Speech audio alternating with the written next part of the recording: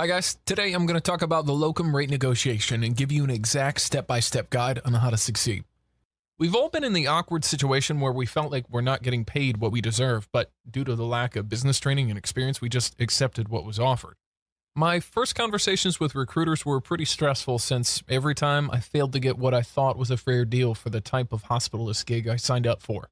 Over the years, I got really good at negotiating and have been consistently getting higher pay than most of my colleagues. In fact, a few of my hospitalist friends asked me to negotiate for them, and in one case, I was able to negotiate the rate from an initial $160 an hour to $200 an hour. Needless to say, I got a few unexpected Christmas gifts and postcards that year. In this post, I'm going to give you the tools of the trade for negotiating the pay rate with the Locum Tenens agency to get what you deserve. Here's what you're going to learn today. 1. How to get into the right negotiating mindset. 2. How to know how much to ask for. 3. How to make legitimate arguments to get what you deserve. 4. How to make the agency want to work with you and not others. And 5. How and when to use the Locum Guy's secret plan B. All right, boys and girls, without further ado, let's get clicking. 1. Locums on my mind. First things first, you need to get yourself into the right mindset. Now, what do I mean exactly? You have to remember, as a doctor, your skills are in high demand, very high demand. You've probably heard that before, but never realized how great the demand actually is. Let me tell you, or rather show you what I mean. As you can see, in 2016, the estimated physician shortage was 19,300. By 2030, it will only be getting worse, which means plenty of locum gigs in the future. The reason for the huge demand are a growing aging population and how the low doctor supply that has not kept up with demand. Besides giving me an inflated sense of importance, knowing this makes me more comfortable negotiating and asking for higher pay. It is also much easier to walk away from the bad idea if you find the pay rate unacceptable. Now, let's internalize what we've learned so far by repeating out loud. I am a highly sought-after professional. My skills are in a great demand. You need to do this 100 times, first thing in the morning and 100 times before bed for 2 weeks. No. If you don't have time to do that, just practice saying it out loud a few times before calling the recruiter. I'm not kidding. 2. Homework. The next step is to figure out what other people are paid for similar gigs in your area of interest. This is crucial. 1. Talk to your colleagues practicing in that area. 2. Check out my Locum calculator and read the post on my blog. Links are below this video. 3. Post a question on the forum for other members to share their experiences. In any case, a hospitalist should not get less than $150 an hour. Set up your goal. Your goal will be the average pay rate based on your research plus $20 an hour, 10 to 15%. This is the rate you will request when talking to the recruiter. Why? Because of the effects of the anchoring bias. We tend to think in relative categories, so the first offer would set the stage for further talk. Not only will you potentially get a great deal, but the recruiter won't even consider playing games and making a ridiculously low offer. 3. Lights, camera, action. Before you make the call to the locum company, make sure you write down your goal number on a piece of paper and keep it in front of you during negotiation. You will also need to write down the answers you get when asking the recruiter all the important details about the locum tenens job. While talking to him, make sure you highlight what I call the pain points. What are those? Pain points are anything that you think makes the job more difficult or increases your liability.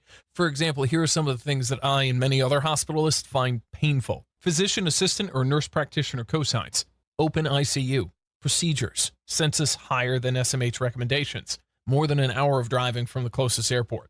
If you decide the job would be a good fit, there's no point to waste your time if it's not, unless you're having too much fun negotiating. The next step is to talk about the pay rate.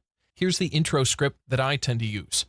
I plan to work locum tenens long term and would like to build a relationship with an agency. So I'm currently in contact with a few locum tenens firms and looking to get a competitive pay rate. Then you name your pay rate and back it up using the pain points that you highlighted. Mentioning them helps to justify your asking pay rate because most doctors want comfy locum tenens gigs and recruiters know that. Here are possible scripts that will help you to justify a higher pay rate. This hospital seems to be busy. It has an open ICU. The census is high. Refer to SMH guidelines. Plus, it's in a rural area, so there will be some driving involved from and to the airport. That's why the fair pay rate should be blankety blank an hour. This hospital clearly lacks subspecialty support.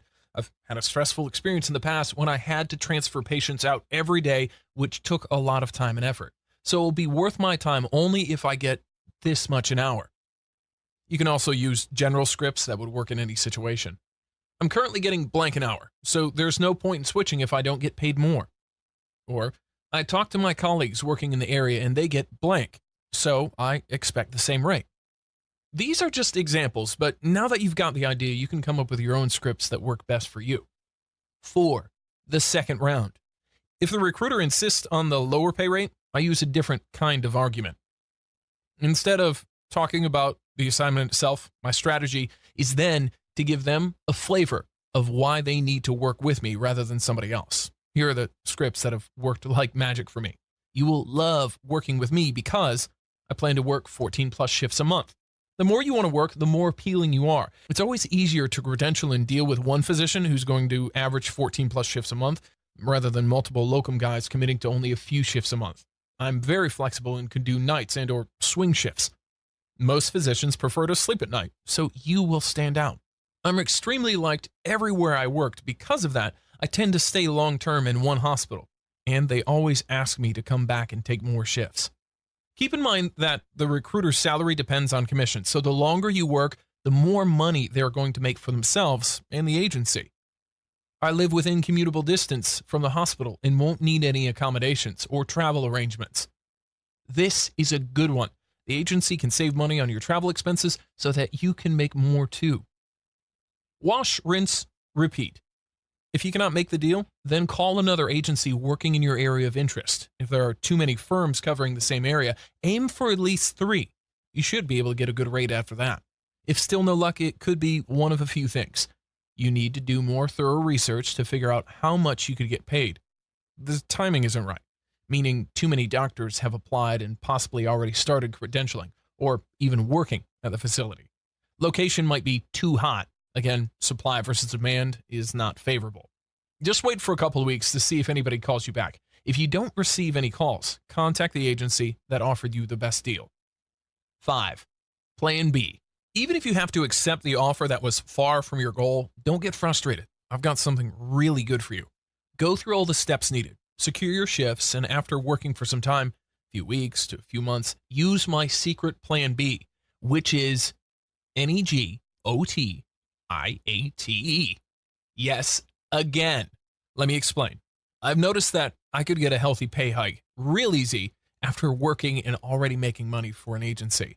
Why is it so effective? It's easier to pay you more rather than find a new working body. Even if found, it will take a few months to have somebody start seeing patients due to credentialing, licensing, and other hassles. Here's what you need to say when you call them up again. Hi, dear recruiter. I am approached by so many agencies working in your target state, city, or area, and they are offering a much better deal. I hate to leave. So let's find a pay rate that will work for both of us. Another hack is to use any newly discovered pain points to make an argument of why you need to get paid more. It won't be too hard to find them. Believe me, after working at the facility, you always notice things that didn't fit the initial info the agency gave you. For example, the patient census is higher than what you were told. One of the core subspecialties is not there on the weekend, or whatever it may be. P.S. Now I'd like to hear your thoughts. Do you find it hard to negotiate with the locum tenens agencies? Can you share any tips or tricks that you use when negotiating? Please let me know in the comments below. I hope you found this info useful. I'm on a mission to reveal all the local tenens secrets for you. So please like and subscribe to my channel and press the bell icon to get the new updates.